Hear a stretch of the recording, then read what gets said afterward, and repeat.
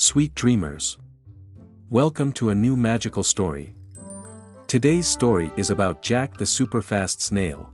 Long, long ago, in a beautiful garden, lived a special snail named Jack. Now, snails are known to be slow, but Jack was different. He was a superfast snail. His slime trail glistened in the sun, and his shell was adorned with colorful flowers.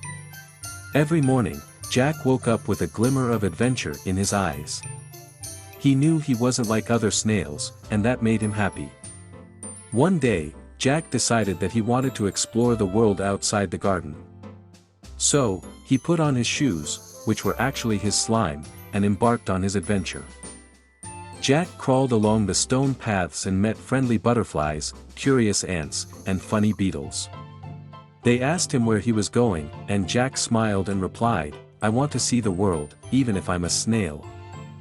As he continued on his journey, he came to a flowing stream.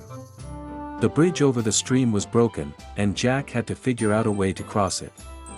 Using all his speed, he began to spin a thin thread of slime and swung himself across the stream like a rope.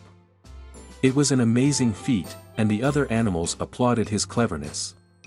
Jack traveled on and discovered a beautiful forest. He climbed leaves, slid down branches, and played hide-and-seek with squirrels.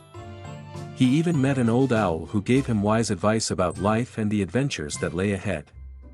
After days filled with adventure, Jack decided it was time to return home. He had seen the world outside the garden and enjoyed it, but he missed his familiar spot in the garden. So, he turned around and began the journey back. When he arrived back in the garden, he was greeted by his friends, the butterflies, ants, and beetles. They cheered for him and told him he was the fastest, most adventurous snail they had ever known.